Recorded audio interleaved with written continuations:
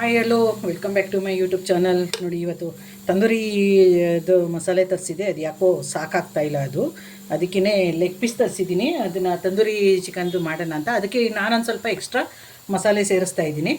ಶುಂಠಿ ಬೆಳ್ಳುಳ್ಳಿ ಪೇಸ್ಟು ಸಾಕಿಷ್ಟು, ಮತ್ತು ಸ್ವಲ್ಪ ಕಸೂರಿ ಮೇಥಿ,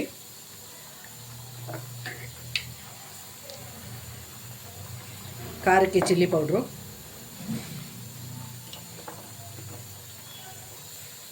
ಗರಂ ಮಸಾಲ ಸ್ವಲ್ಪ, ಮೊಸರು ಹಾಕ್ತಾಯಿದ್ದೀನಿ,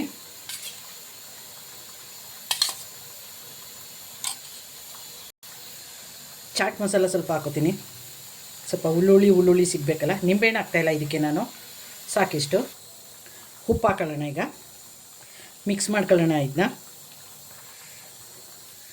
ಕಲಸಿದ್ದೆಲ್ಲ ಆಗಿದೆ. ನೋಡಿ, ಇದು ಒಂದು ಲೆಗ್ ಪೀಸ್ ತೊಗೊಂಡಿದ್ದೀನಿ. ಈಗ ಇದಕ್ಕೆಲ್ಲದಕ್ಕೂ ಚೆನ್ನಾಗಿ ಮ್ಯಾರಿನೇಟ್ ಮಾಡಿಬಿಡೋಣ. ಎಲ್ಲದಕ್ಕೂ ಕ್ಲೀನಾಗಿ ಸವರ್ಕೊಂಬಿಡೋಣ.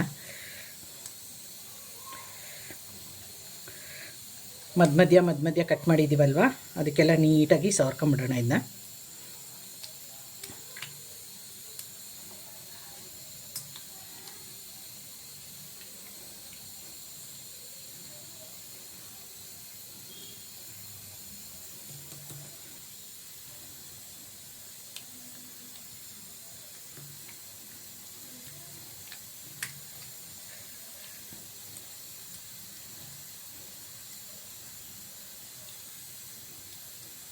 ನೋಡಿ, ಕ್ಲೀನಾಗಿ ಎಲ್ಲ ಕೋಟಿಂಗ್ ಆಗಿದೆ.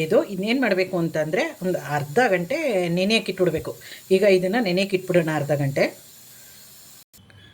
ಚಿಕನ್ನು ಚೆನ್ನಾಗಿ ನೆಂದಿದೆ ನೋಡಿ. ಈಗ ಇದನ್ನು ಫ್ರೈ ಮಾಡೋಕೆ ಇಡೋಣ. ಒಂದು ಕಡಾಯಿ ಇಟ್ಕೊಂಡಿದ್ದೀನಿ ಇಲ್ಲಿ, ಅದಕ್ಕೆ ಆಯಿಲ್ ಹಾಕೊಳ್ಳೋಣ.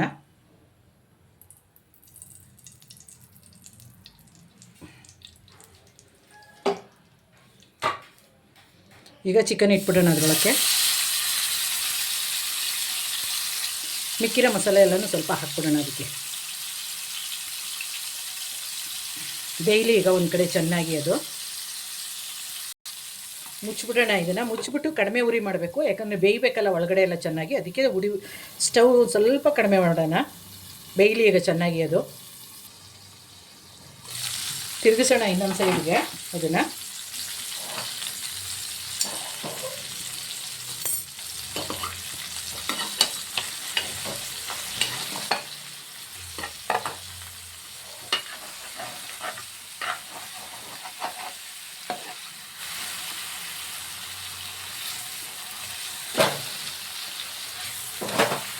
ಬಿಸಿ ಇಂತಕ್ಕಾಗಲ್ಲ. ಬಿಸಿ ಎಮ್ಮಿ ತಂದೂರಿ ಚಿಕನ್ ರೆಡಿ ಆಯಿತು ನೋಡಿ. ತಿಂತಾ ಇರೋದೆ ಇವಾಗ. ಯಾರಿಗೆಲ್ಲ ಇದು ನೋಡಿ ಇಷ್ಟ ಆಯಿತು, ಯಾರಿಗೆಲ್ಲ ಬಾಯಿ ನೀರು ಬರ್ತಿದೆ ಅಂತ ಪ್ಲೀಸ್ ಕಮೆಂಟ್ ಮೂಲಕ ತಿಳಿಸಿ.